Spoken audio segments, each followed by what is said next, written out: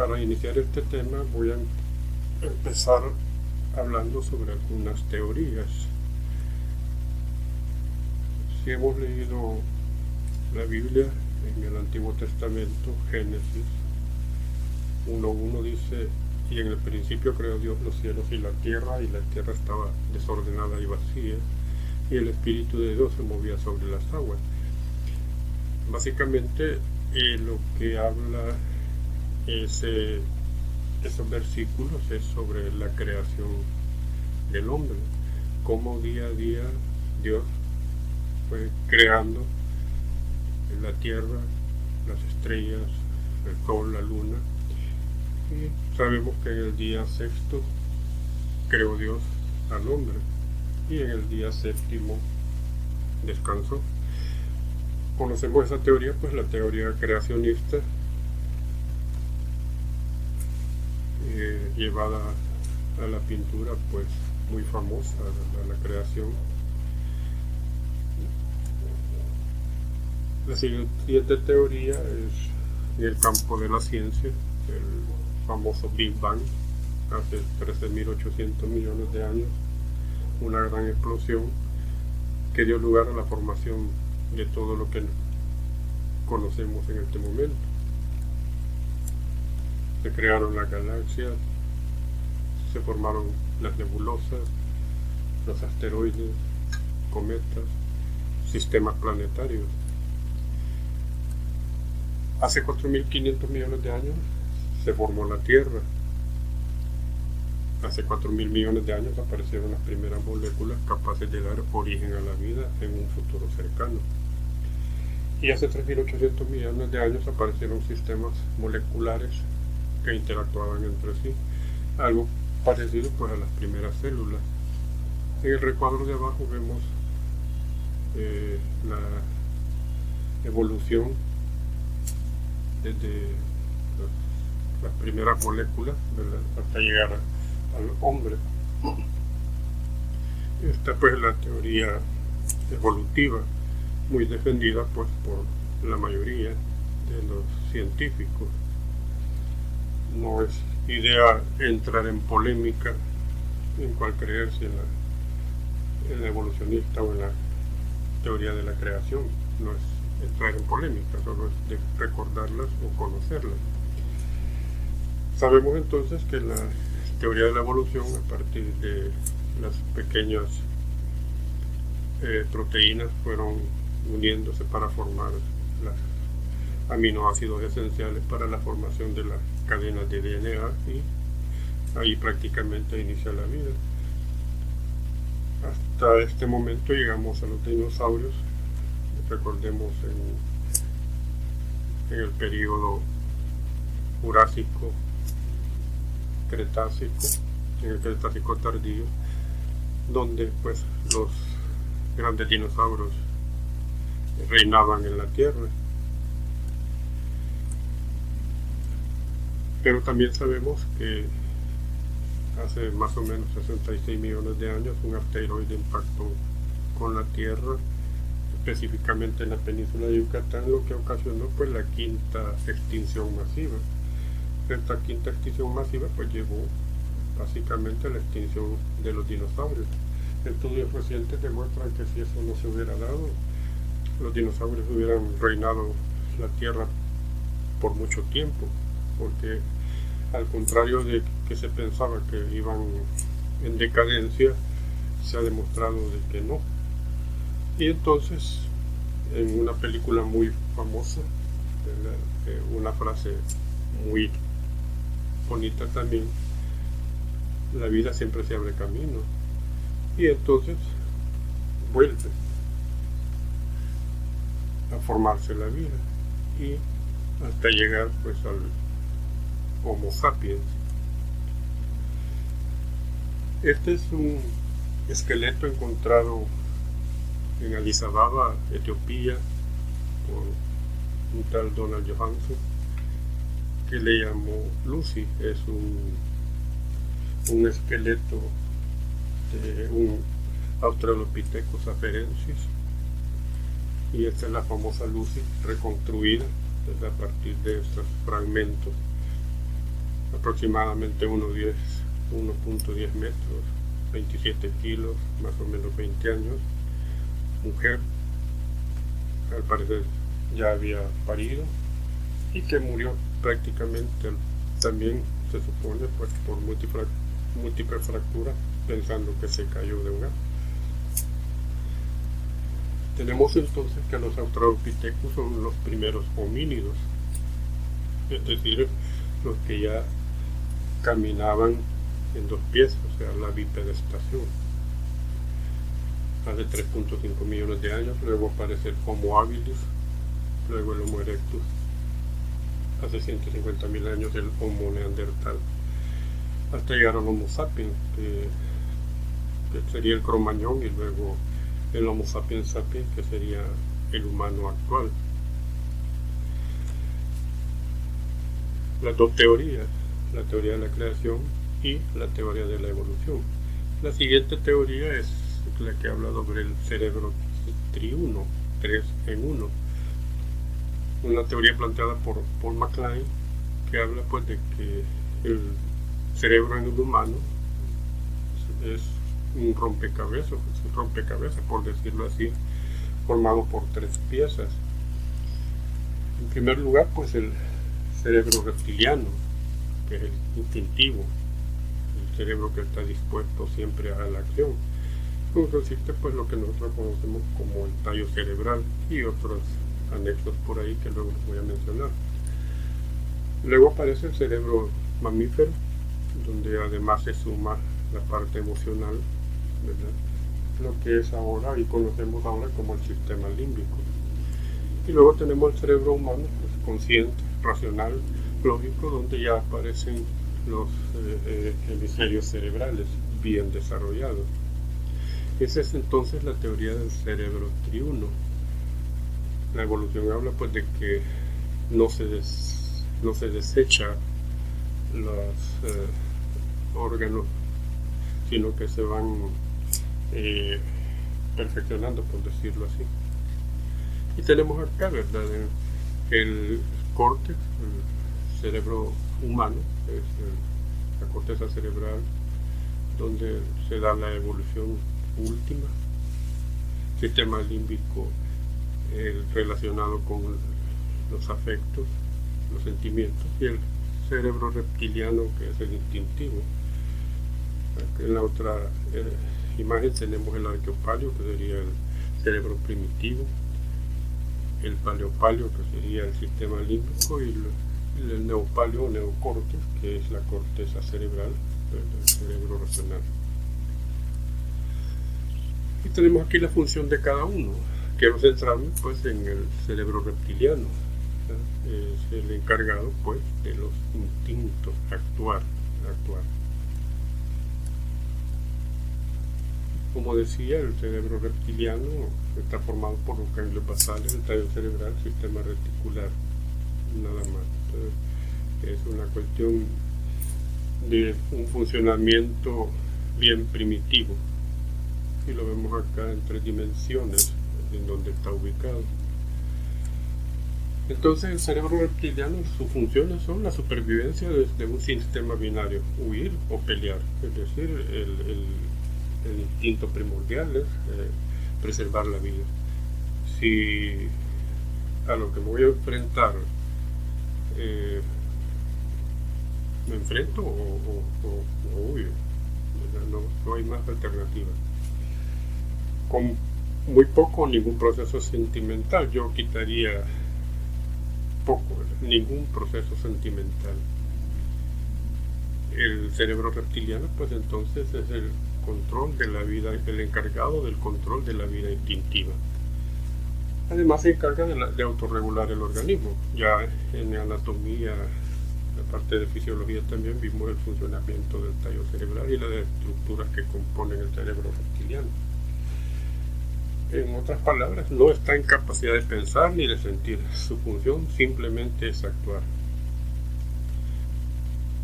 Dichas estas teorías, ¿verdad?, el tema que nos compete este día es la psicopatología de los instintos. ¿Qué son los instintos? Simplemente elementos fundamentales de nuestra vida psíquica que están íntimamente ligados a la constitución biopsíquica individual, son congénitos y hereditarios, tendentes a nuestra conservación y a la continuidad de la especie. El objetivo fundamental de los instintos es conservar y preservar la especie. Otro concepto pues, son impulsos naturales que dirigen el comportamiento de la persona, ya hablando específicamente del ser humano.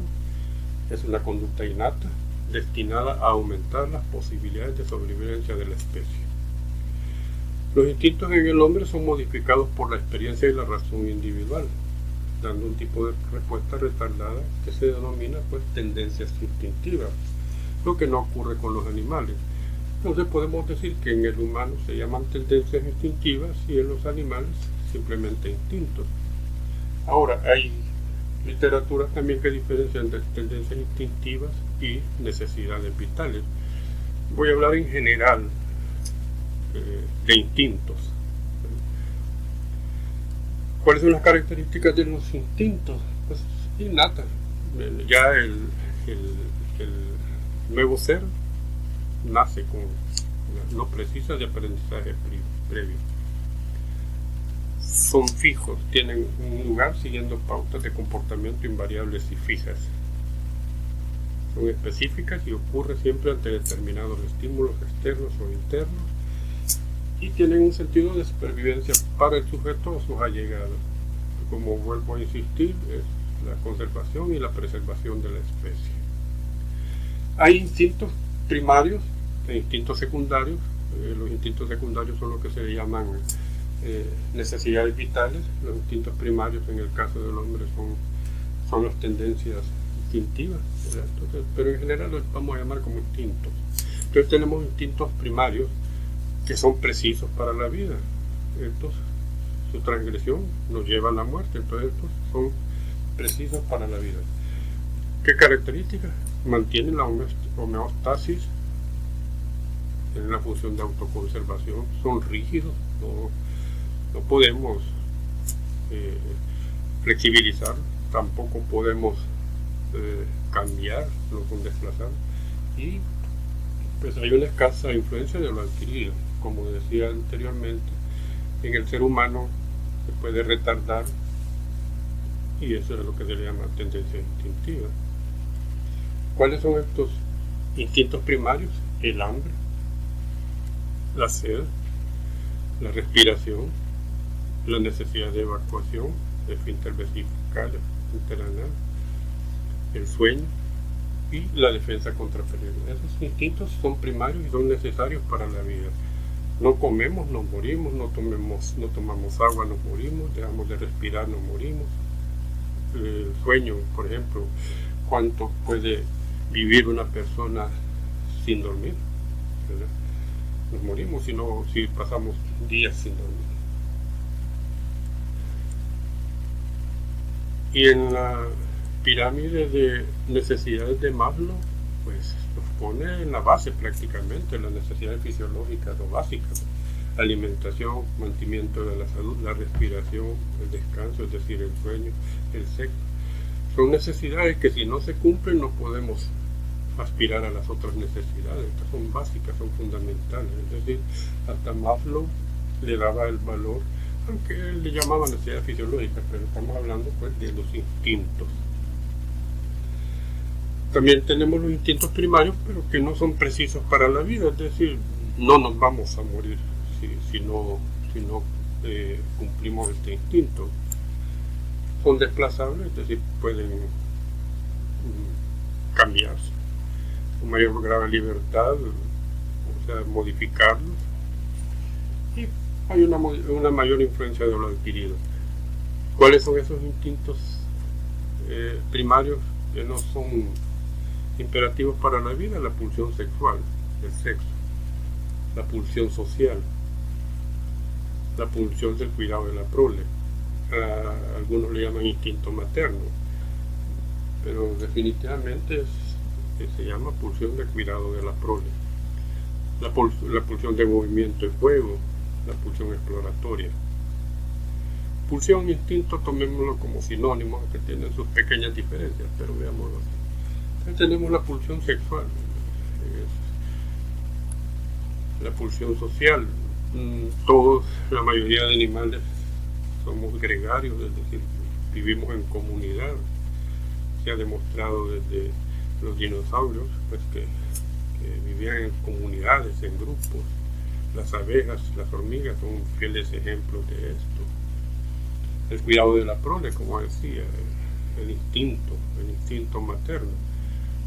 Pero acá, pues, los que somos padres, cuidamos a nuestros hijos también, ¿verdad? Y en algún momento podemos llegar a dar la vida por defender la vida de un hijo. Pulsión de movimiento y juego. Eso, todos los animales, por muy encachimados que sean, juegan. Los niños, cuando éramos niños jugábamos, de adultos jugamos, querramos o no, siempre estamos jugando. La pulsión exploradora. Siempre nos llama la atención lo desconocido, tanto los animales como los seres humanos. Y hay instintos secundarios, que serían acá las necesidades vitales. Estos son adquiridos durante la vida, son condicionados, son múltiples, es decir, hay muchas variedades, por ejemplo el fumar, el tabaco puro, y varían individualmente. Ejemplo, pues de estos secundarios tenemos el aseo. Vemos como los animales, unas palomas bañándose en un charco de agua. Vemos hasta Arturito ahí con dos preciosas lavadoras bañándose. Eso es instintivo, el aseo. Pero también tenemos alteraciones en estos instintos, en estas pulsiones o necesidades secundarias.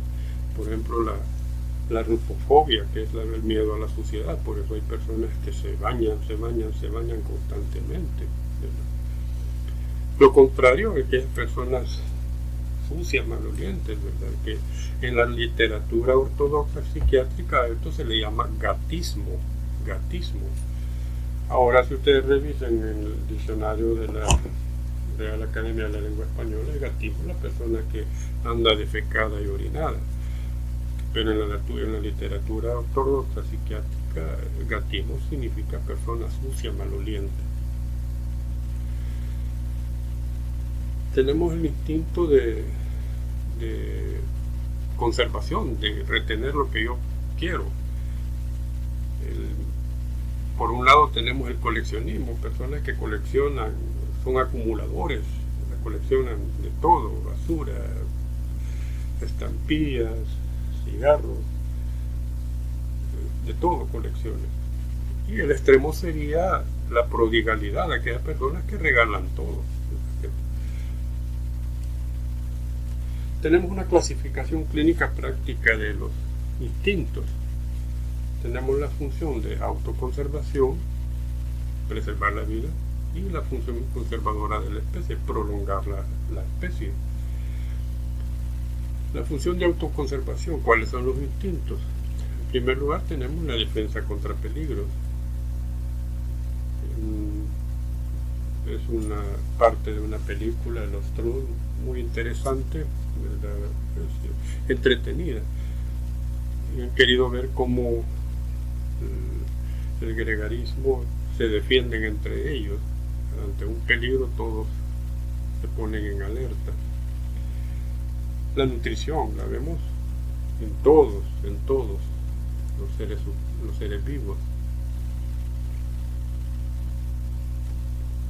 Interesante que cuando empezó el Australopithecus afarensis, que se supone no el eslabón perdido, no quiero hablar de eso, sino en la historia Lucy empezó y descubrió que a través de agarrar un objeto y chocarlo contra otro se multiplicaba la fuerza. Y parece simple, pero ahí encontraron la función de la pinza de oposición, que es el dedo pulgar. Al encontrar casualmente eso, descubrieron que podían golpear y hacer daño, y aprendieron a cazar contingencialmente como cualquier animal, y empezaron a ingerir carne. La ingesta de carne, proteínas, con el tiempo fue aumentando el tamaño del cerebro y lógicamente aumentando su nivel intelectual. Claro, esto no fue de la noche a la mañana, llevó millones de años, como hemos visto. Y entonces ya la caza ya comía, viene el neandertal y aprendió el uso del fuego, a predigerir los alimentos. Y entonces ya el homínido bien alimentado ya no se preocupaba solo por qué iba a comer, ya empezó a ver más que eso, y eso es la evolución.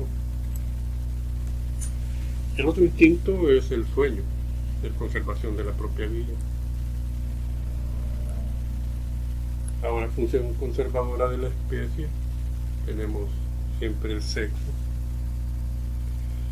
Para reproducir la especie, pues lógicamente a través del sexo. Lo vemos en los animales, los rituales que tienen los animales, todos, la mayoría de animales tienen rituales previos a la unión sexual. El hombre también, aquellas danzas exóticas, eróticas, no sé cómo llamarle, pero también nosotros lo hacemos, ¿verdad? Es que tratamos a través de la danza estimular el área sexual.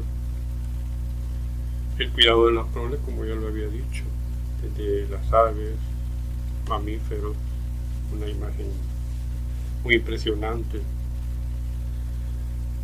Y como decía, en el humano, el cuidado de la prole casi se refiere al instinto materno. La mamá puede dar su vida por defender un hijo. Es quizás la única situación en la que no me importa mi vida, sino la de mi hijo. Y lo hemos visto muchas veces, por ejemplo, en accidentes. La mamá lleva a su crío en sus brazos y el bus choca, la señora arropa bien al niño y expone ella su cuerpo para proteger la vida del niño. No protege su vida, sino que protege la vida del niño. Luego volvemos pues con la defensa contra peligros.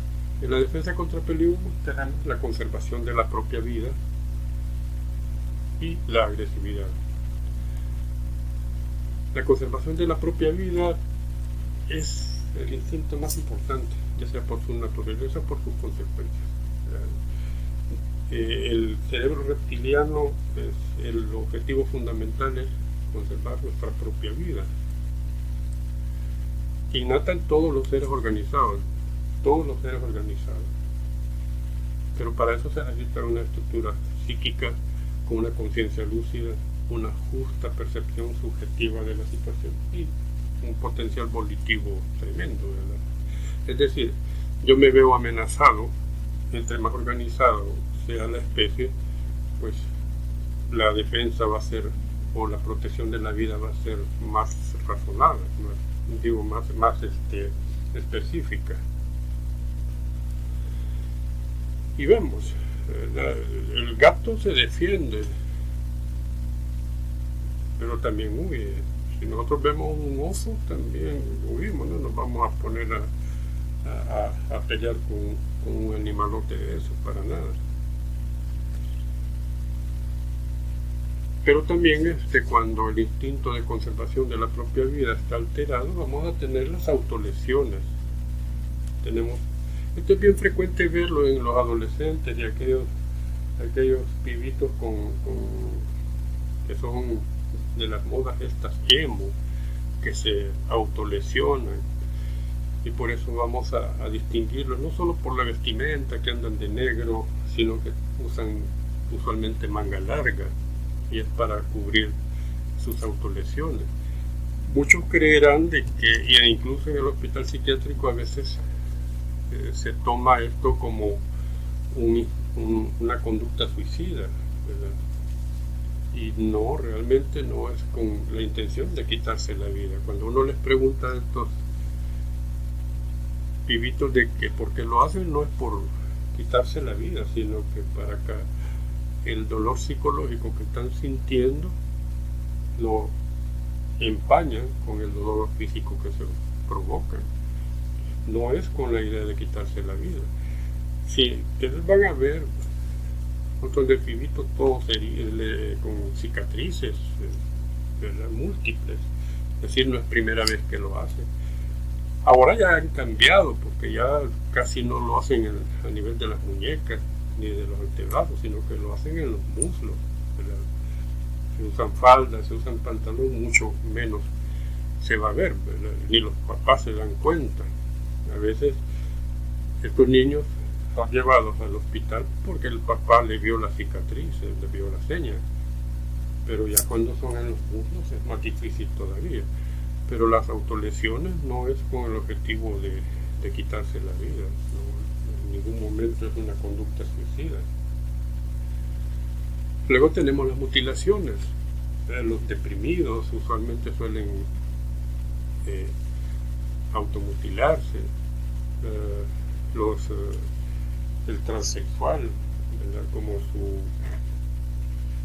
su conducta sexual, o más bien su orientación sexual, es que en el cuerpo que él tiene vive una mujer dentro, entonces en muchas ocasiones trata de mutilarse sus genitales, ¿verdad? Y es con cierta frecuencia se ven allí en el hospital Rosales este tipo de situaciones. Tenemos también el paciente esquizofrénico, creo que he hablado sobre Vincent Van Gogh y la famosa oreja de Van Gogh, ¿verdad? Pintor de las tierras bajas, esquizofrénico. En algún momento hubo alucinaciones auditivas que le decían quítate la oreja, y él lo hizo. Entonces uno de los autorretratos, que es el que tenemos acá, aparece con un vendaje. Es el extraño mundo de valores de la esquizofrenia. También el grado más severo de conservación de la propia vida es el suicidio. El suicidio, todas las conductas que lleven a quitarse la vida por voluntad propia.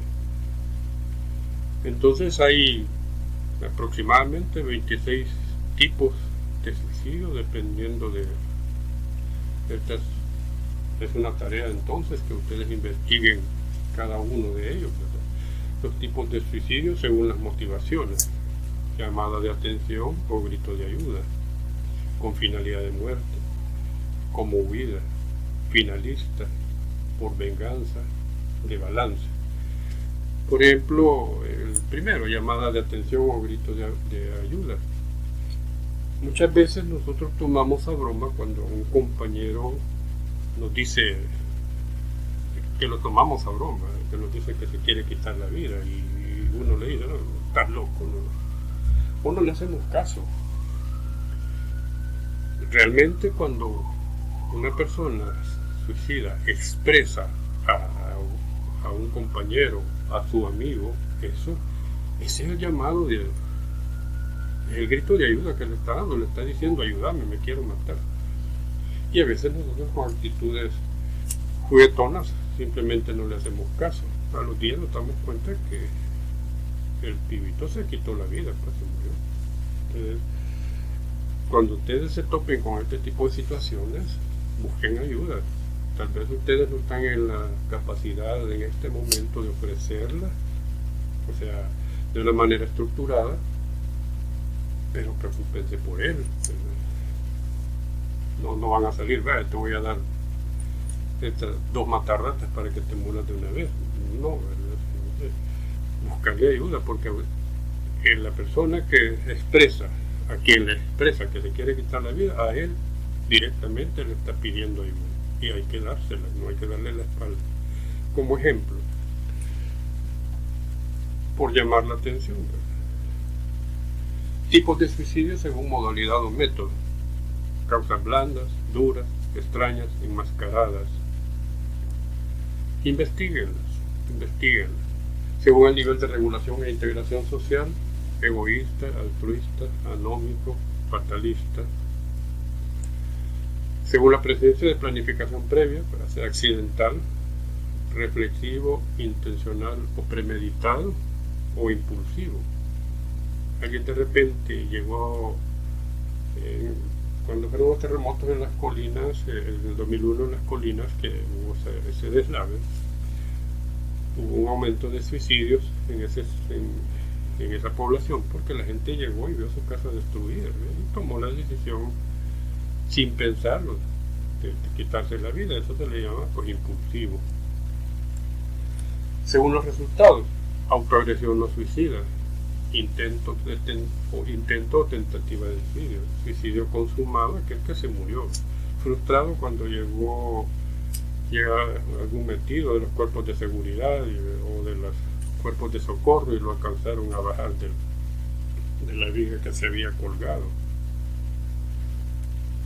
Según la implicación de otras personas, colectivo o en masa. Hace mucho tiempo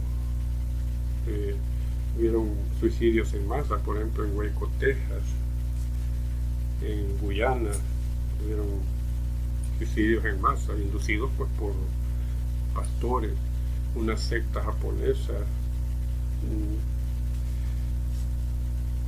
Está la famosa eutanasia, ¿verdad? O suicidio asistido.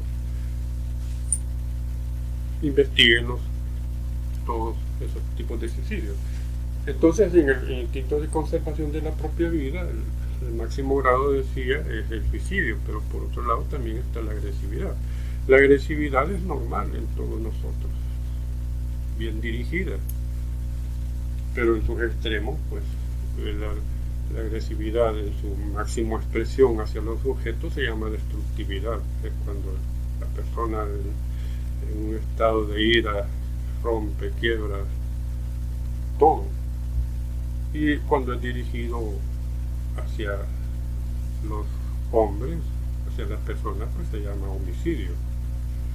Entonces el máximo grado de agresividad, que pues, veamos, iniciemos. Agresividad puede ser verbal o física. Verbal puede ser la famosa coprolalia, ¿verdad? O hablar en tono alto, gritar y decir barbaridades. Y la agresividad física, en su máxima expresión hacia las cosas, es destructividad, y en su máxima expresión hacia los humanos es el homicidio. Tenemos el instinto de nutrición.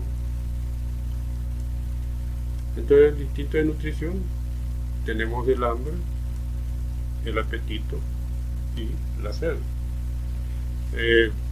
En algunas discusiones hemos tratado de corregir algunos conceptos, ¿verdad? Por ejemplo, el hambre y apetito, ¿cuál es la diferencia?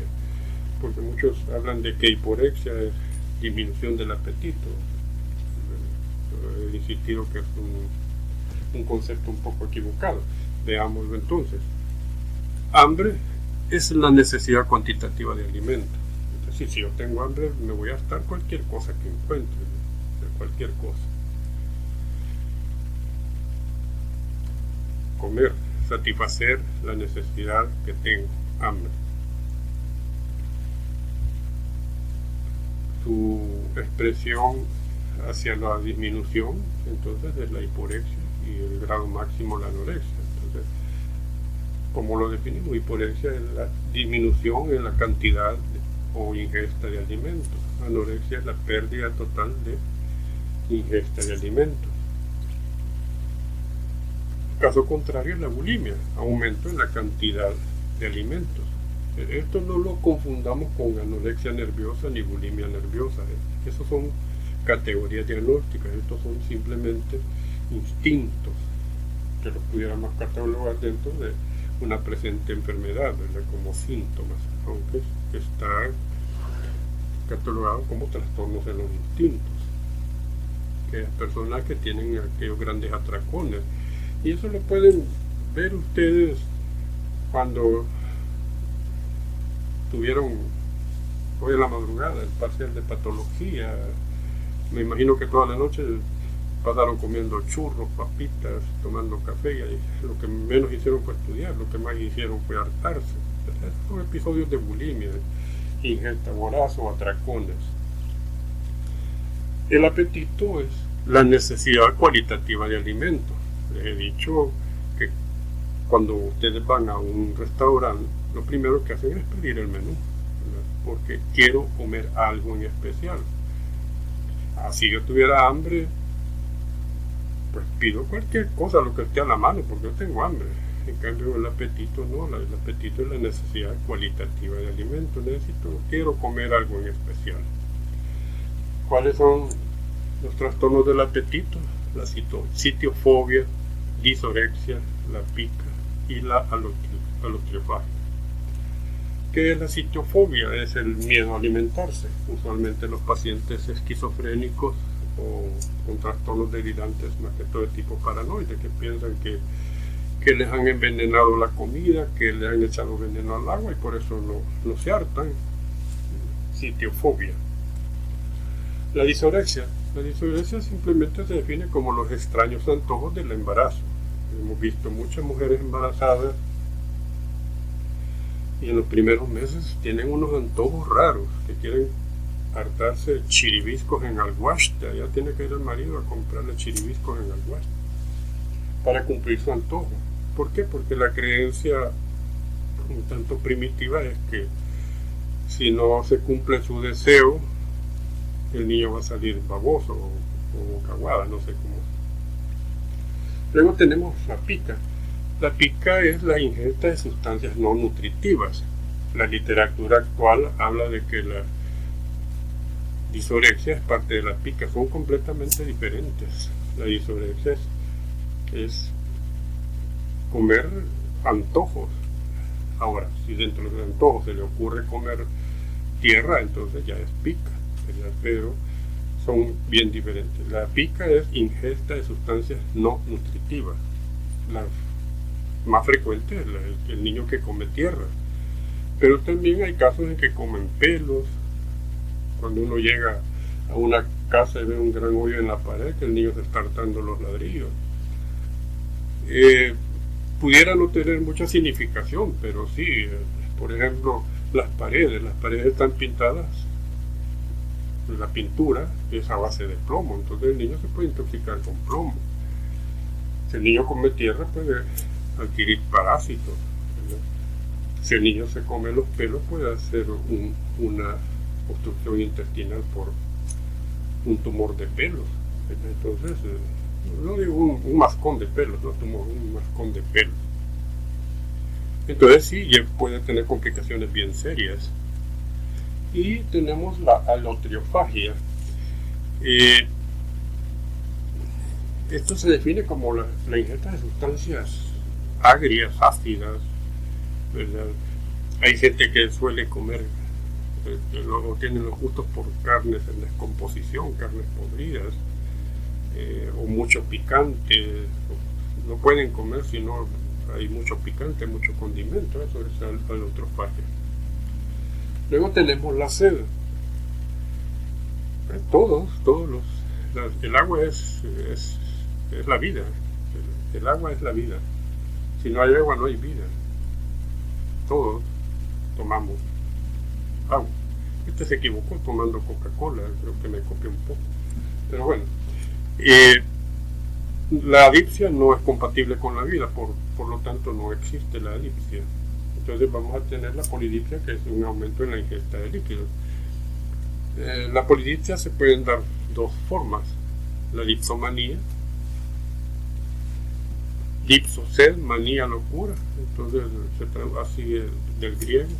Entonces significa consumir grandes cantidades de bebidas. La literatura ortodoxa dice bebidas alcohólicas o no. Ahora la literatura dice solo bebidas alcohólicas, por eso a un tipo de alcohólico le llaman dipsómano. Insisto, la literatura ortodoxa con la que yo me parí dice ingesta de bebidas no necesariamente alcohólicas, es decir, tomar grandes cantidades en poco tiempo de líquido, en este caso alcohol. Estos son aquellos que toman grandes cantidades, se embriagan y pasan otro periodo sin tomar. Esa es la dipsomanía. Luego tenemos la potomanía. Poto, agua, monía, locura, ¿verdad? Locura por el agua. Es simplemente aquellos que tienen una actitud lúdica hacia el beber, ¿no? Tomar agua. Hasta la última gota disfrutan tomando agua. Esa es la potomanía, tomando siempre cantidades de agua. El sueño, otro instinto, conservación de la propia vida, ¿verdad? Es un proceso vital cíclico, complejo y activo, compuesto por varias fases y que posee una estructura o arquitectura interna característica. Estoy hablando del electroencefalograma, con interrelaciones con diversos sistemas hormonales y nerviosos. El sueño tiene dos partes, por decirlo así: el sueño no-MOR, el no movimientos oculares rápidos, o REM, como quieran, que tiene 4 fases: el sueño superficial, la fase 1 y la fase 2, 5%, 50%, el sueño profundo, que sería la fase 3, el 10%, la fase 4, el 15%. Y tenemos el sueño MOR, movimientos oculares rápidos. Es aquí donde se da la verdadera actividad onírica, es decir, soñar. En el sueño MOR entonces es donde se dan los sueños y equivale al 20% del sueño total. Como vemos, el sueño superficial, la fase 2, es la que más tiempo lleva. Es decir, cuando nos acostamos empezamos a dormirnos, esa es la fase 1, el 5%, un poco más profundo, y el fase 2, 50%, luego llegamos al sueño profundo, fase 3, fase 4, y luego pasamos al sueño MOR. El sueño no MOR, ¿cuál es la importancia? En primer lugar, nos ayuda a restaurar los tejidos del cuerpo, representa un papel en el proceso de crecimiento. Por eso es que los niños crecen más cuando están dormidos, ¿verdad? Porque se estimula la hormona del crecimiento. Además sirve para conservar la energía del día, mantiene la temperatura corporal un poco baja. Entonces tenemos los estadios del sueño no MOR, transición entre el estado de alerta y sueño, cuando nos estamos quedando dormidos. Tenemos el sueño semiprofundo, que equivale a fase 2, sueño profundo, y el muy profundo, 3 y 4. Sueño muy profundo, estamos completamente fondeados. Pero luego viene el sueño MOR, donde empezamos a soñar. Ahí se da el procesamiento de la información, estímulo para el desarrollo y preservación de las vías nerviosas. Entonces lo vemos en este esquema. En mi pantalla tengo azul el sueño no MOR y en verde el sueño MOR. Como vemos, en un lapso de 7 u 8 horas se dan más o menos 4 ciclos del sueño. Entonces significa que tenemos entre 4 y 5 sueños por noche. Muchas veces no los recordamos, ¿verdad? Pero sí tenemos entre 4 y 5 sueños por noche.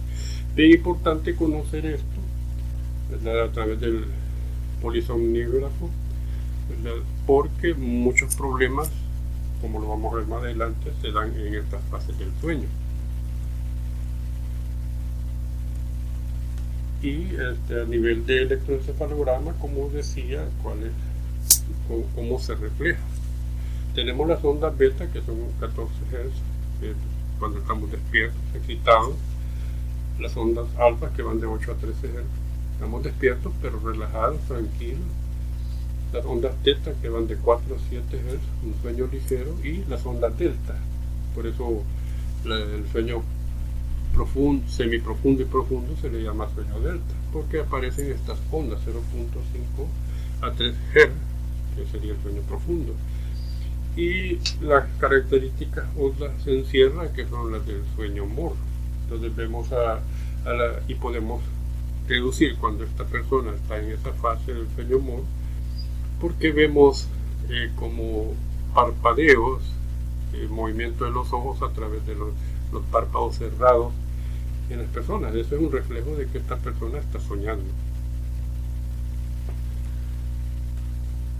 ¿Cuáles son los trastornos del sueño? En primer lugar tenemos los trastornos de inicio y mantenimiento del sueño, los trastornos por somnolencia excesiva, los trastornos del ciclo sueño-vigilia y las disfunciones asociadas al sueño, las fases del sueño o la vigilia parcial, que son las parasomnias. Comenzamos pues con los trastornos del inicio y mantenimiento del sueño. A esto pues le llamamos el insomnio. O sea, el insomnio, cuando sabemos nosotros que como adultos debemos de dormir entre 5 a 8 horas como promedio normal. Ahora, el no dormir esa cantidad de horas y que al día siguiente se vean repercusiones, el no poder dormir, a eso se le llama insomnio. Puede haber insomnio el primer estadio, es decir, cuando la persona se acuesta, se intenta dormir y está como que si es tortilla en la cama, va y darse vueltas y no puede dormir. Primer estadio. Este insomnio, el primer estadio, es bien característico de los trastornos neuróticos y eso a veces nos ayuda mucho a un diagnóstico. Cuando la persona llega y nos dice, me cuesta dormir, hay que pensar en que es un cuadro neurótico. De hecho, el insomnio es otro de los trastornos del sueño en general, más que todo. El insomnio está casi en todos los cuadros psiquiátricos. Luego tenemos el insomnio del segundo estadio. El segundo estadio es cuando esta persona se acuesta a las 9, 10, se duerme y ya tipo 1, 2 de la mañana despierta y ya no puede dormirse. Es característica de los cuadros depresivos. Tenemos el insomnio mixto, pues aquel que le cuesta dormirse y se despierta temprano, durmiendo 2, 3 horas nada más. Y el insomnio total, que no puede dormirse. Tener claro de que al día siguiente esta persona va a tener repercusiones físicas, agotado, somnoliento, bostezando, porque hay cuadro, por ejemplo, el paciente maníaco, que es lo que tiene una disminución en la necesidad de dormir. Estas personas no duermen y andan activos todo el día. A ellos no se les puede decir que tienen insomnio, sino simplemente disminución en la necesidad de dormir. Hay otras personas que también, durmiendo toda la noche, las 8 horas, se acuesta a las 10 y se levanta a las 6 de la mañana, ha dormido 8 horas. Pero él siente que no le ha abundado el sueño, como dice. Entonces también cuando el sueño no es reparador, también se le llama insomnio. Entonces tenemos que pasa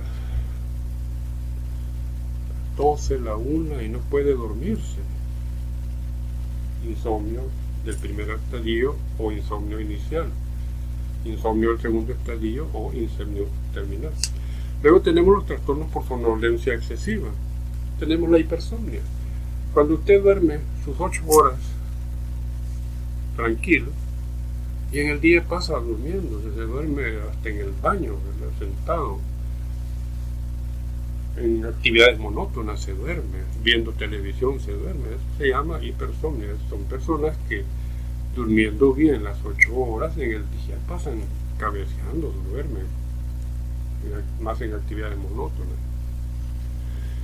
Tenemos el síndrome de Yelino, que se caracteriza, también se le llama la narcolepsia, la famosa narcolepsia.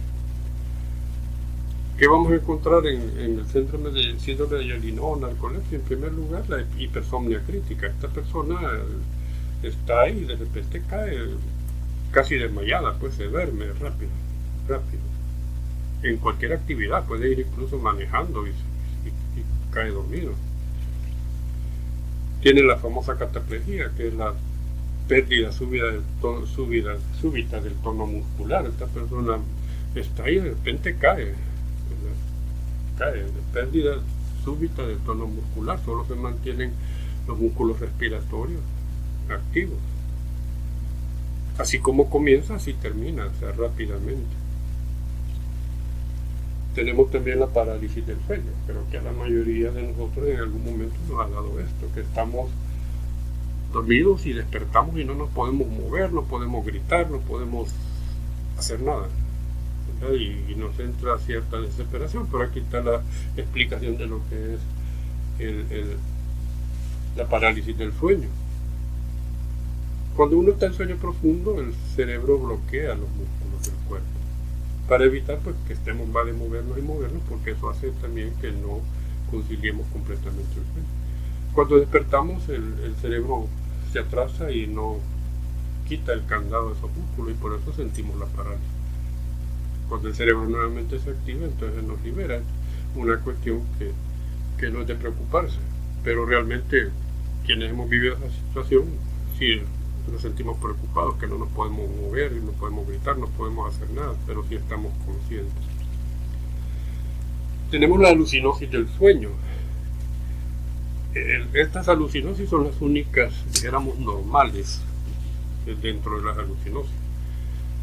Esto igual a la mayoría de nosotros nos ha pasado, que nos estamos quedando dormidos y de repente sentimos que nos vamos en un barranco y viene el sobresalto.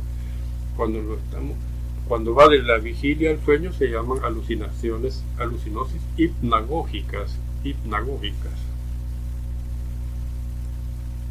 Y en algún momento explicaba pues que son los recuerdos de cuando los primates dormían en las ramas y que se sentían que iban a caer, se agarraban rápido de las ramas. Esos son resabios en alguna parte de nuestro cerebro, de nuestra memoria, ha quedado guardado eso. Y tenemos las alucinaciones hipnopómpicas, que son cuando del sueño a la vigilia, que vamos a despertarnos, que de repente sentimos que alguien se sienta en la cama, nuestra cama se hunde, o que alguien nos toca. Esas son las hipnopómpicas. Estas son más somatosensoriales. Del sueño a la vigilia, hipnopómpicas. Luego tenemos los trastornos del ciclo sueño-vigilia. Esto también es bastante frecuente. Tenemos varios trastornos. En primer lugar, el famoso síndrome de jet lag. El jet lag simplemente es la adaptación a viajes largos.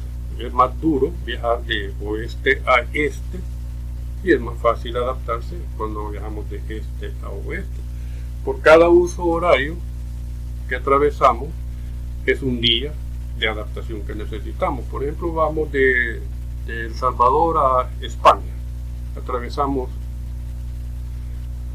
7, 8 usos horarios, necesitamos 7, 8 horas, días para adaptarnos a la hora española.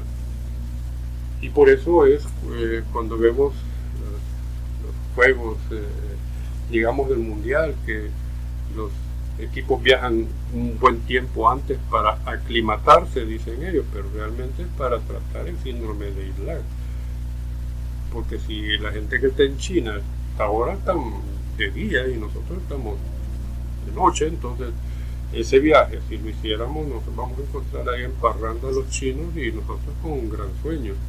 Necesitaríamos una cantidad de horas dependiendo de días, dependiendo de los usos horarios que hayamos atravesado. Y como insisto, es más difícil viajar de oeste a este que de este a oeste. Ahí vemos a esta niña en calidad de bulto, ¿verdad? Que pobre chiquilina, bien fondeadita. Tenemos el cambio de turno de trabajo. Esto, pues, en nuestras maquilas, o muchos de nuestros trabajadores que trabajan por horas, por horario, por turno, perdón. Esta semana nos toca de 7 a 5 en el día, y la siguiente semana nos toca de 7 de la noche a 5 de la mañana. El cuerpo no se logra adaptar y poco a poco pues va teniendo un daño severo. Y si vemos personas que tienen este ritmo de trabajo desde hace mucho tiempo, vemos cómo se han consumido. Si los comparamos con otras personas de la misma edad, vemos que físicamente se han consumido. No digamos su estado de ánimo, son personas más agresivas, más hostiles. El síndrome de retraso en la fase del sueño, pues es lo que muchos de ustedes adolecen. Aunque en la gráfica se habla de un adelanto en la fase del sueño, hay personas que se acuestan a las 6 de la tarde, a las 4 de la mañana andan fregando, porque duermen sus 8 horas. Pero algunos de ustedes pues tienen este síndrome de retraso en la fase del sueño, se acuestan a las 2, 3 de la mañana y se levantan a las 11 de la madrugada. Entonces, sí han dormido las 8 horas, pero su fase se ha retrasado. También esto no es, dijéramos, tan saludable. Tenemos luego las parasomnias, disfunciones asociadas al sueño, las fases del sueño o la vigilia parcial. En primer lugar, el sonambulismo. El sonambulismo son despertares precoces, ¿verdad? Donde realizamos actividades simples o complejas. Muchas veces solo nos sentamos en la cama y nos volvemos a acostar. Otras veces no, nos levantamos, quitamos llave a la puerta y nos vamos a un chupadero, ¿verdad? El sonambulismo. Tenemos los terrores nocturnos. Los terrores nocturnos son aquellas que súbitamente la persona se despierta exaltada, con miedo, gran expresión de temor, taquicárdica, pero la característica es que nos recuerda lo que pasó, ¿verdad? Porque no fue en la fase del sueño MOR. Tanto el sonambulismo, el terror nocturno, son en las fases del sueño no MOR.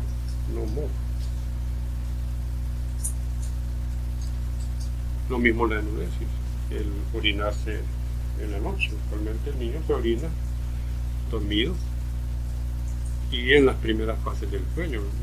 Cuando se hace un estudio a través del polisomnígrafo, se ve que hay una prolongación más de la fase 1 con el acortamiento de la fase 4, y es ahí donde se da la enuresis, y por eso es que es importante despertar al niño aproximadamente una hora después de haberse dormido, y así se evita la enuresis.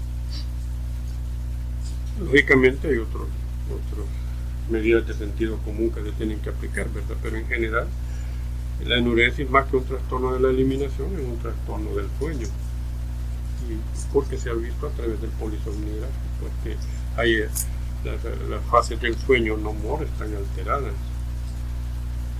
El bruxismo pues es el rechinar de dientes,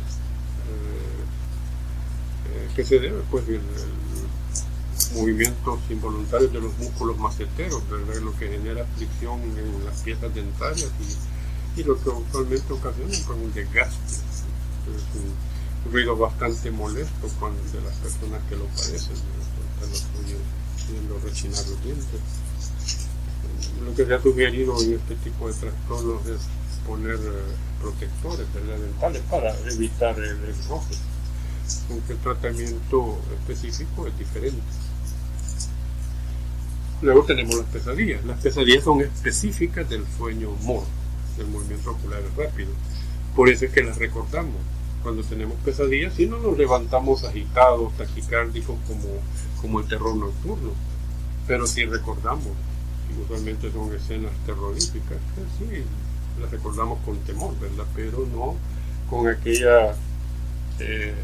con aquel reflejo vagal que ocasionan los terrores nocturnos. Y por último, pues vamos a el segundo tema, que era la sexualidad, ¿verdad? Aunque la hemos tocado un poco así superficial, pero tratando de unir los dos temas, aunque el sexo sigue siendo un instinto, pero en el humano el sexo tiene, además de componente instintivo, el placer, y que pues la mayoría de nosotros buscamos el sexo como placer, no como instinto. El instinto es conservar la especie. Ninguno de nosotros buscamos el sexo para darle continuidad a la especie, sino que para disfrutarlo. Entonces tenemos de ahí que van a haber una serie de conceptos, son bastante teoría, pero luego veremos unas partes prácticas. El instinto sexual consiste en la necesidad de buscar el sexo para perpetuarse por medio de la procreación y mantener la especie. El instinto sexual es simplemente eso. Vemos los animales como la gente popularmente dice andan en brama, ¿verdad? Las hembras no son los machos, sino que son las hembras las que segregan las famosas feromonas, el tipo de hormonas que indican al macho que está preparada para embarazarse, para preñarse. Entonces por eso vemos los gatos, vemos los perros, que son los animales domésticos más cercanos que tenemos, y buscan el sexo solo para perpetuar, para procrear. La vida sexual, que es el conjunto de procesos somáticos, psíquicos y sociales sobre cuya base y por medio de las cuales se satisface el deseo sexual. El rol sexual es el conjunto de manifestaciones de una persona para expresar o afirmar su condición masculina o femenina. Nos vestimos como hombres, se visten como mujeres. El homosexual puede transvestirse o no, ¿verdad?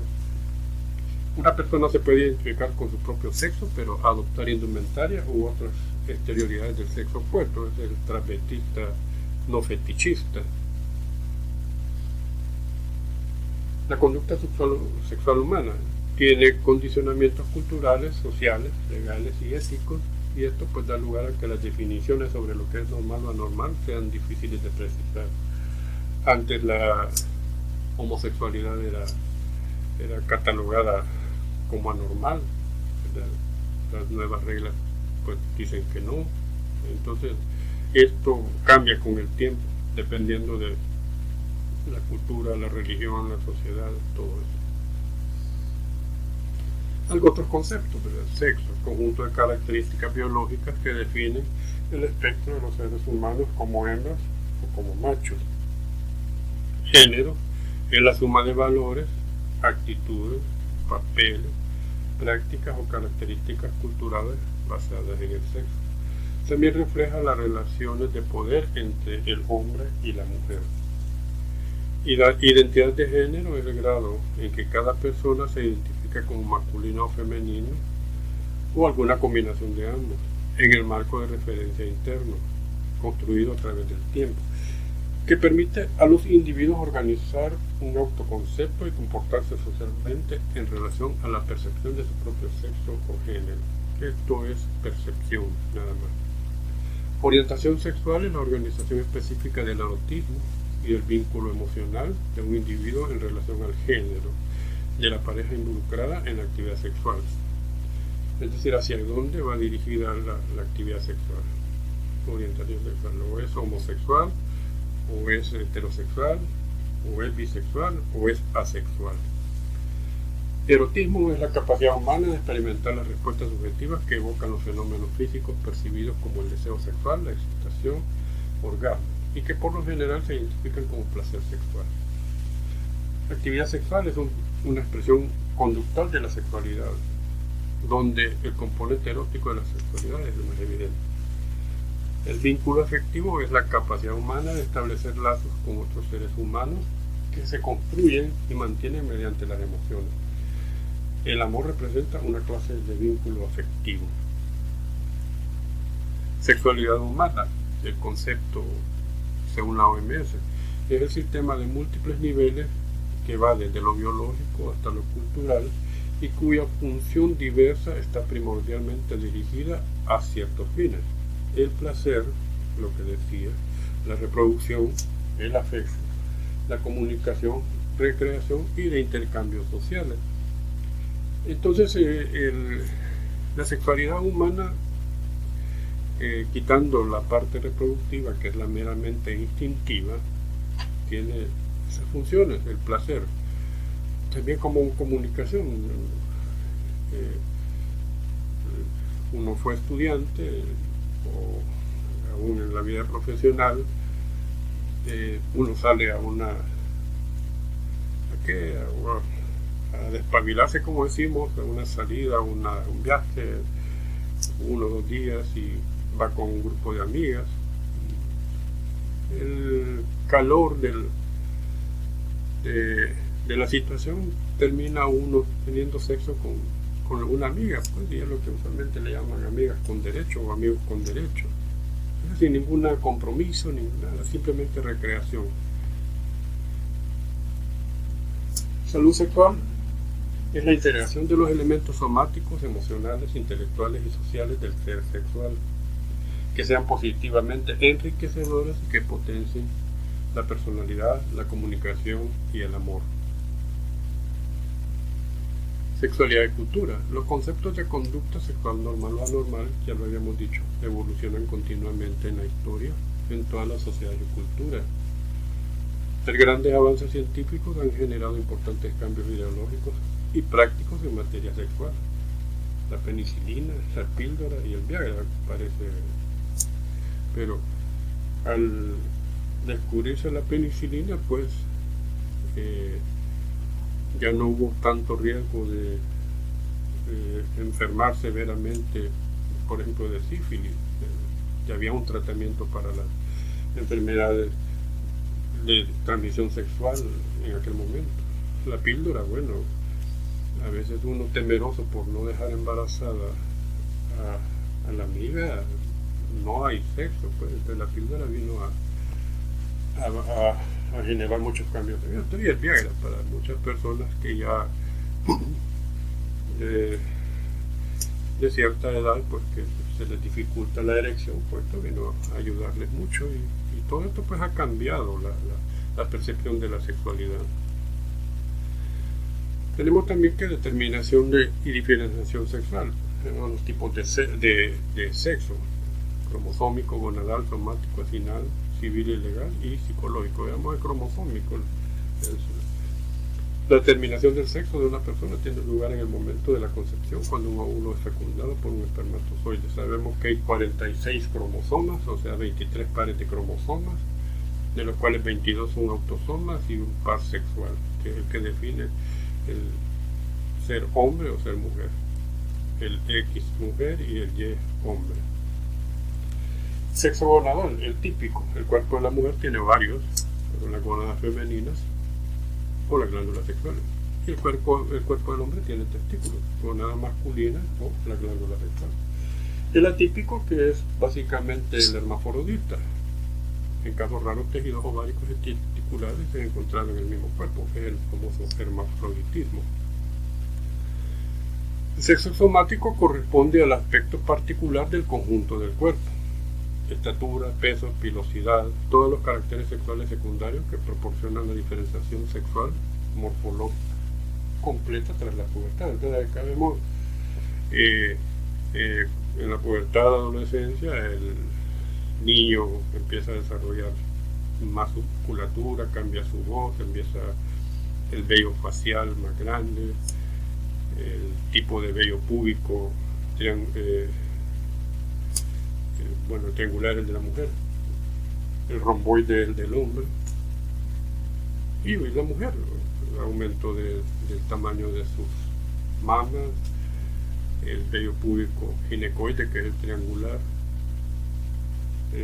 la voz, el timbre de voz cambia también. Estos son los caracteres sexuales secundarios que componen el sexo somático. El sexo asignado también se le llama de crianza.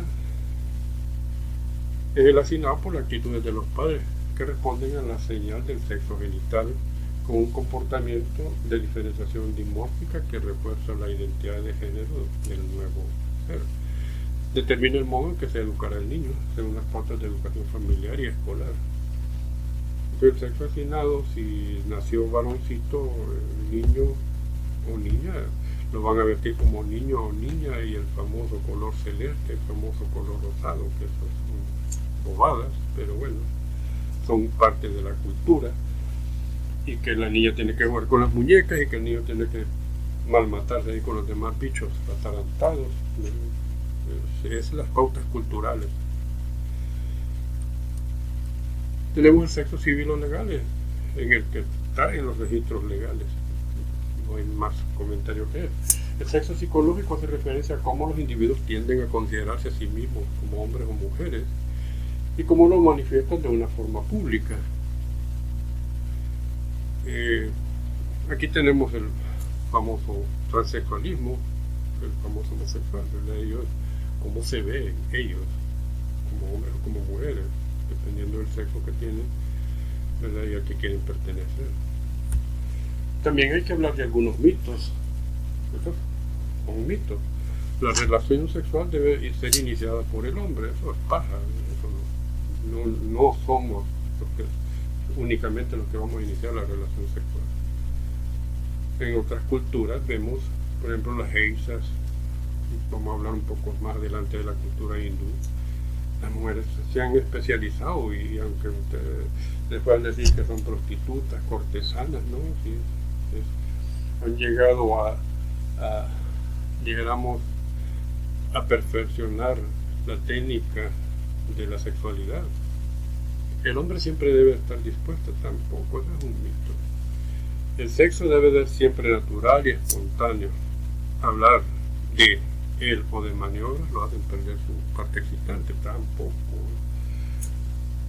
Uno en el camino puede ir diciendo a la pareja, vamos a hacer esto, vamos a hacer aquello, te voy a poner aquí, me vas a poner allá, y eso no quita. En la intimidad del cuarto uno puede hacer todo y decir todo lo que uno quiere. Todo contacto físico debe terminar en un acto sexual, tampoco es cierto. Uno puede estar con su pareja en el cine, en un restaurante, dándose sus caricias, sus besos, sus abrazos, y no significa que se van a ir detrás de un matocho, para nada, para satisfacer su necesidad sexual, para nada. Todo esto son mitos. Master y Johnson, en la década de los años 60, investigaron por primera vez en un laboratorio los procesos biológicos de la sexualidad, elaborando el famoso informe de Master y Johnson. Ya se habían hecho estudios antes de la sexualidad, pero ellos como pareja fueron los que más se involucraron, ¿verdad? Y llegaron pues en este informe famoso de Master y Johnson. Y lo que ellos proponen, pues, la respuesta sexual humana. Son los cambios que se producen en las personas, tanto a nivel psicológico como biológico, cuando se sienten motivadas sexualmente. Se produce a lo largo de nuestra vida y varía con la edad, la persona, la situación y los estímulos que la provocan. Tenemos la respuesta sexual humana en el hombre. Vemos que la respuesta sexual humana, Master y Johnson hablaban de tres fases: excitación, meseta, orgasmo y resolución, perdón, son cuatro, resolución. Y se agregó una quinta, que es la del inicio, el deseo. Entonces son deseo, excitación, meseta, orgasmo y resolución. En el hombre, entonces, nosotros tenemos solo una curva, que comienza con el deseo, ya vamos a hablar sobre eso, sigue la excitación, la meseta, llega al orgasmo, que es la máxima culminación de la relación sexual, cuando el hombre eyacula, y luego viene la fase de resolución. En la fase de resolución hay un periodo que se llama periodo refractario.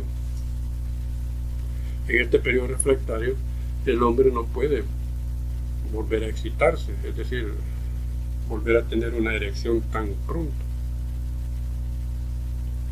Va a depender de la edad, que así va a ser el periodo refractario. Ya una persona de 45 o 50 años ya necesita por lo menos 2 días y tomando un par de vasos de ensur para volver a agarrar, a recargarse. Normalmente son entre 20 y 30 minutos, ¿verdad? Que no puede uno volver a tener una erección, o es decir, tener una segunda relación sexual. Por eso que aquellos que dicen que tuve 3 seguidos, los mentirosos más grandes, son los mentirosos más grandes. Entonces, esta es la curva normal: deseo, excitación, meseta, orgasmo y resolución. En el hombre, el periodo refractario 20 minutos, dependiendo de la edad.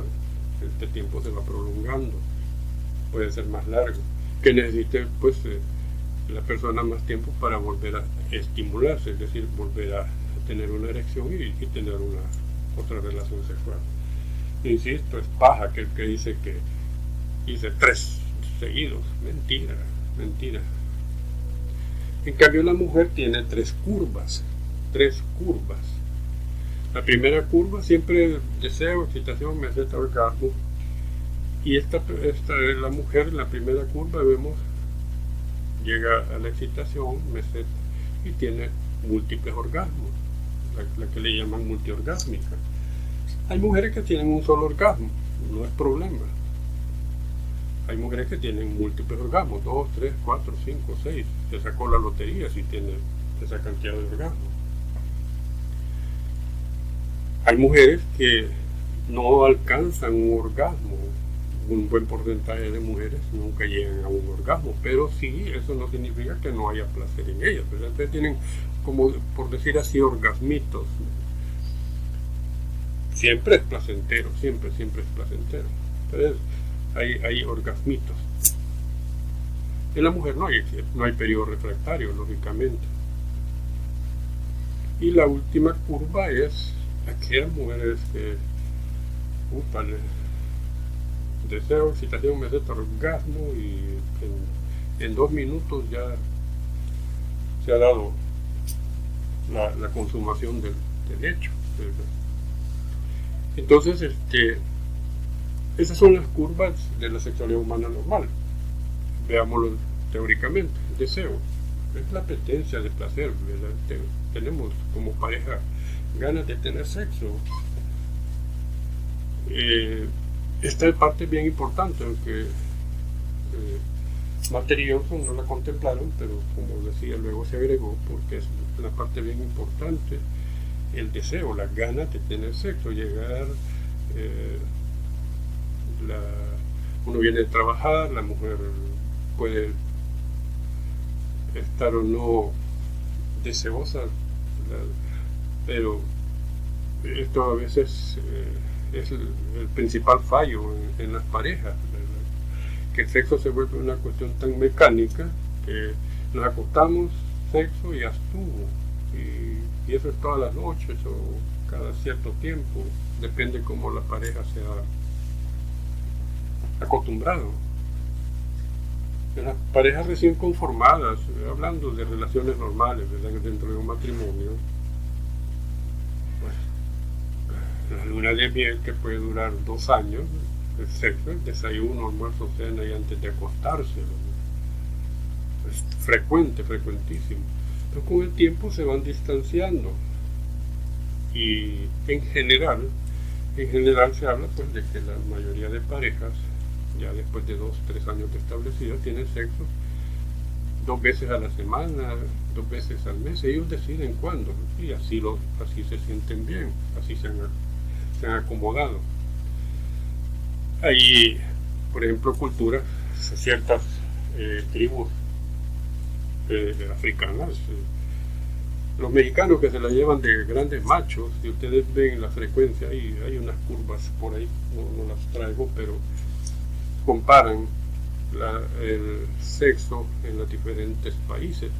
México, que se llevan los grandes machos, y ahí salen tomados, el tal Pedro Infante, que más cara de bolos tiene.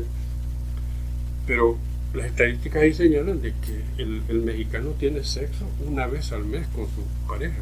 No sé si estamos hablando de matrimonio, si afuera se consigue otra vieja mondonguda, bueno, está bien, pero con la novia, con la esposa, 1 vez al mes.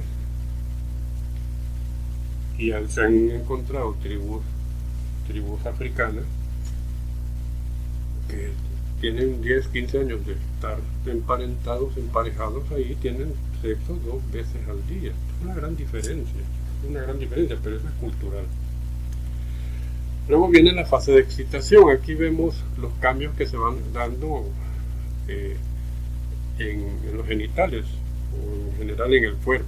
Empezamos con la mujer. El deseo significa prepararse para una relación sexual, una buena cena, un vino, unas candelitas y todo romántico, música romántica, nada de Marito Rivera, música romántica, tranquila. Eso llega el marido y ya se frota las manos, pues le tocó galante. Entonces, ya en la excitación comienza la lubricación vaginal, eso en 10-30 segundos. La lubricación vaginal se debe principalmente a un exudado vaginal, un transudado, el plasma. Hay engrosamiento de los labios menores, y de las paredes vaginales. Hay una expansión de los 2/3 superiores de la vagina y elevación del cuello y del cuerpo uterino, tumescencia del clítoris. Esos son los cambios que se dan en la excitación en la mujer. En el hombre, ¿cuáles son los cambios? Erección peniana, que va de 3 a 8 segundos, 10, cada persona, dependiendo también de la edad. O sea, una persona mayor necesita su buen rato de estimulación para alcanzar la erección total. Hay engrosamiento, aplanamiento y elevación del saco escrotal, aumento del volumen y elevación testicular. Eso en las fases de excitación. En la fase de excitación también hay ciertos puntos. No hemos oído hablar del punto G, ¿verdad? Pero en la mujer hay más puntos que el punto G. Está el punto U, el punto A, el punto K, el punto K. También para estimular cada uno de estos puntos hay diferentes posiciones. Ya voy a hablar un poco de eso en otro momento. Porque para estimular el punto K, por ejemplo, hay una posición donde la penetración debe ser más profunda porque está casi llegando al cuello del útero. El punto G, que es el más común, ¿verdad? Que a veces con estimulación digital uno puede hacerlo.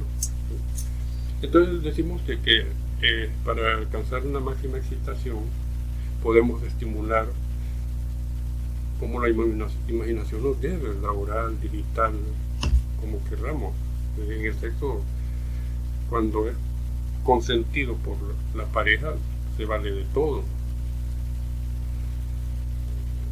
También en el hombre tenemos puntos G, hay básicamente 8 puntos. Se los dejo de tarea también que los investiguen. Más de algunos vienen en el examen.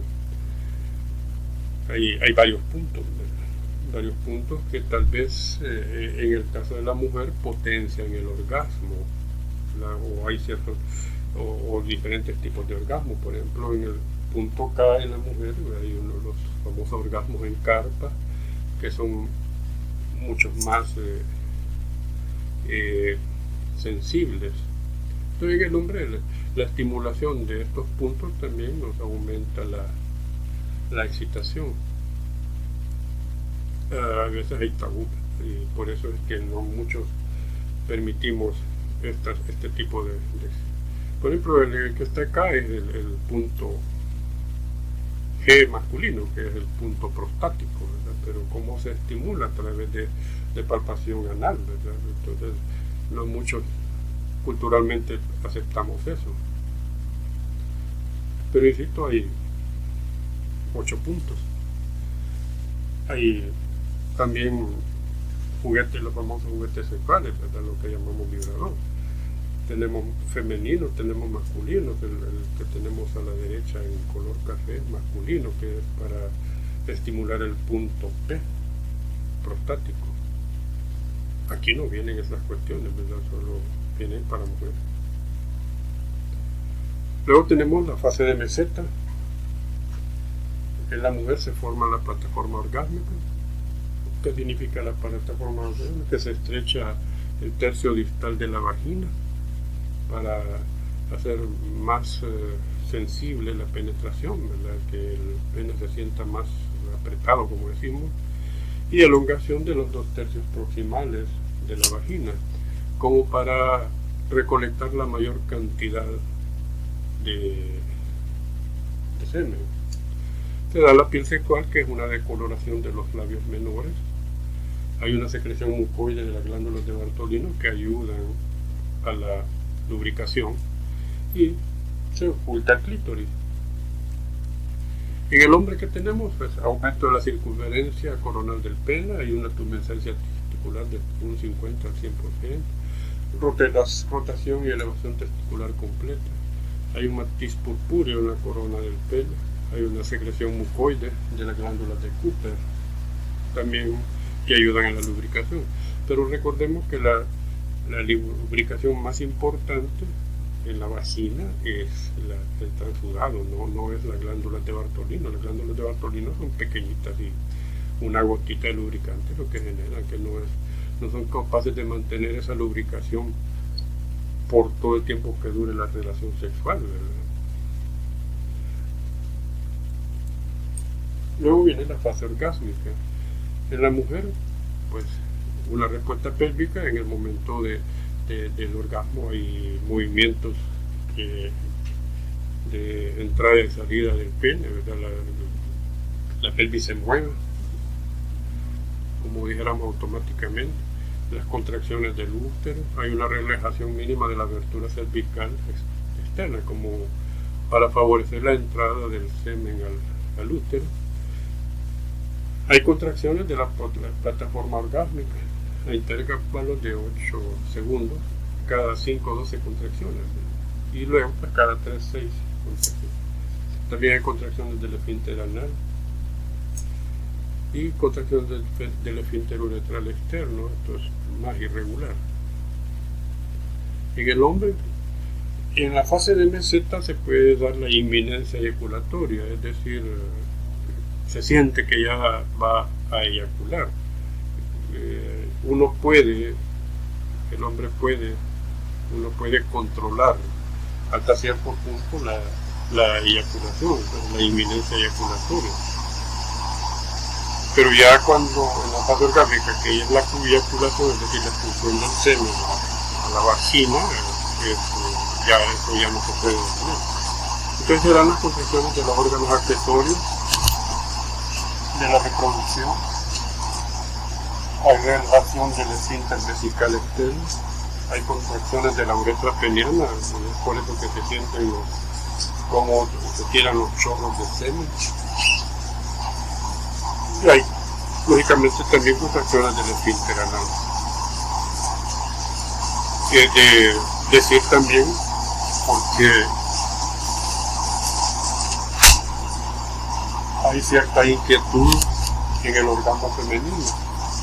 No es cierto que una mujer en su primera relación sexual, en su segunda relación sexual va a tener orgasmo, eso no es cierto. La mujer puede llegar a tener su primer orgasmo después de iniciar su vida sexual activa. Si activa significa frecuentemente, no de vez en cuando, detrás del matocho, no, cuando tiene una vida sexual activa, va a tener su primer orgasmo entre un periodo de 6 meses a 1 año. No es cierto que una mujer va a tener un orgasmo en la primera relación sexual.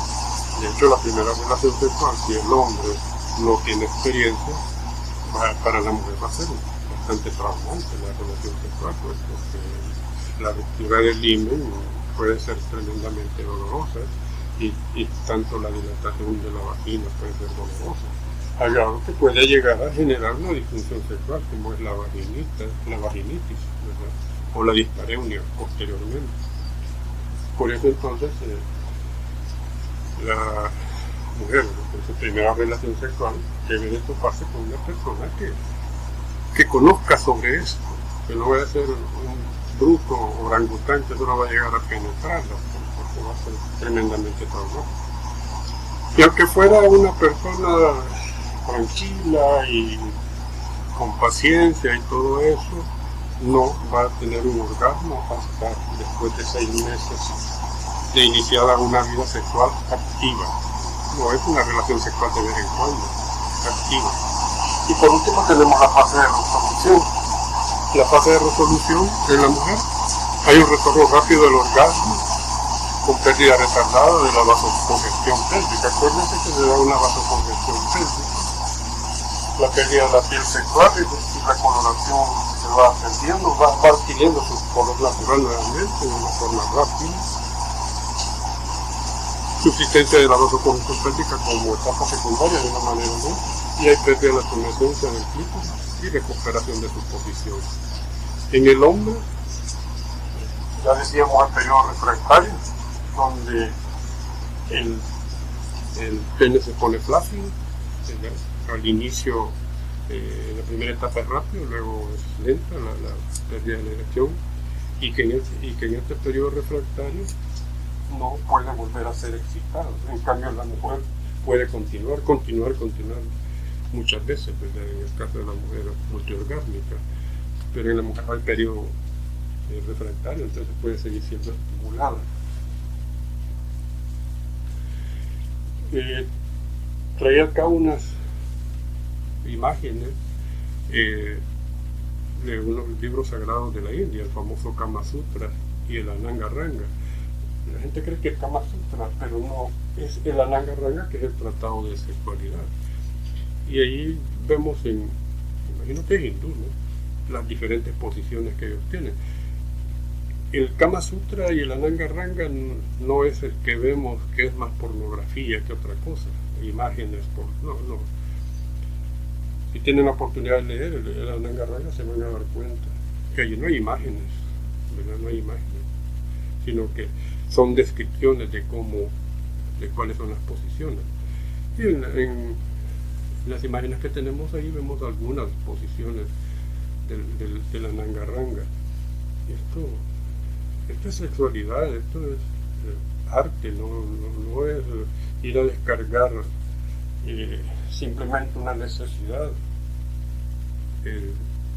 En una pareja, quizás en un matrimonio, el principal fracaso o la principal causa de la separación es la vida sexual. No es la vida económica, no es que muy feo habla, que ya se hizo panzón, que se hizo pelón, no, el problema es la sexualidad. Pocos lo reconocen, ¿verdad? Pero es la sexualidad y el sexo es un arte, la relación sexual es un arte. Hay diferentes posiciones, como decía, para estimular los diferentes puntos en la mujer, o cómo estimular en el hombre, cómo estimular el punto K, el punto G, todo eso es un arte, pues. Entonces, no solo es de llegar y vaya a penetrar, ponérsele encima o abajo como quieran, boca arriba, boca abajo, de lado, no solo es eso, el sexo no es eso. Y entonces ese es al final el fracaso. La masturbación es válida, ¿verdad? La masturbación masculina es más frecuente en la adolescencia, la masturbación femenina. O sea, en nuestro medio no se tienen estadísticas de cuántas mujeres se masturban, o se han masturbado en su adolescencia. Pero los hombres todos lo hicimos en algún momento. Que diga que no es paja.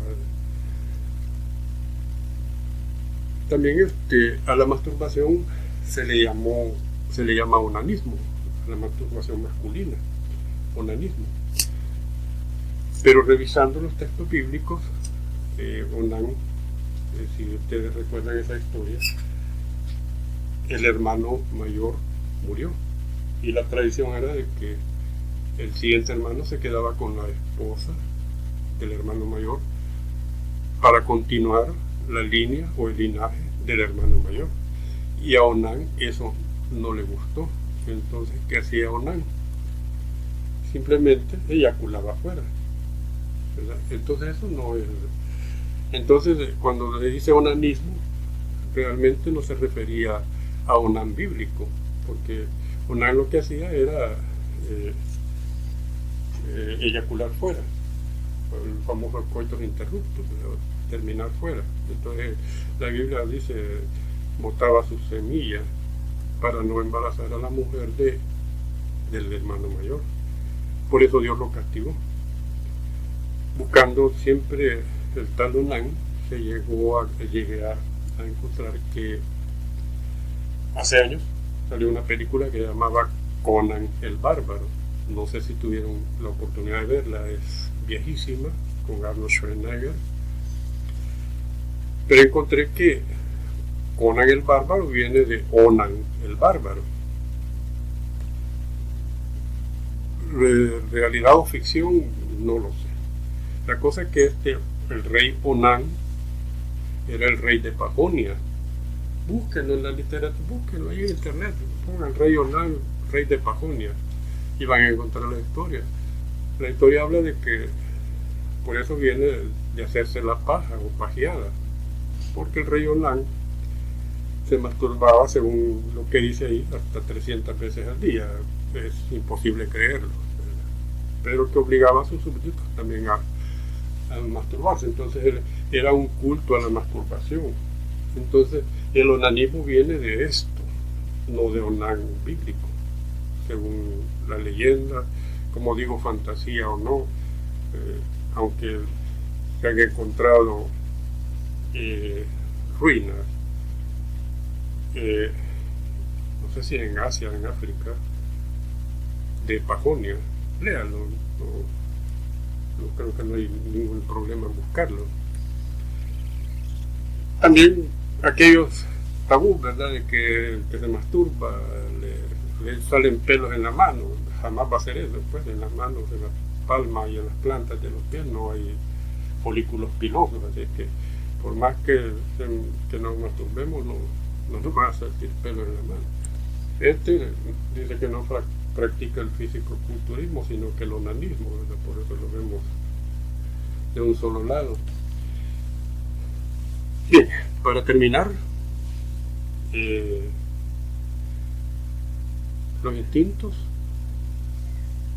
desde el punto de vista evolutivo, como nuestros instintos han persistido, y la reflexión es: ustedes es el resultado de 3.8 millones de años de éxito evolutivo. Hay que portarnos como tal. Pero ¿qué pasa? Desde el Australopithecus, habilis, erectus, el Homo neandertal, Homo sapiens, ¿hacia dónde vamos? Uno pudiera decir al Homo cyberneticus. Se están viendo ya miembros biónicos, pero en nuestro medio yo creo que vamos más al Homo pendejus. Creo que con eso terminamos y muchas gracias.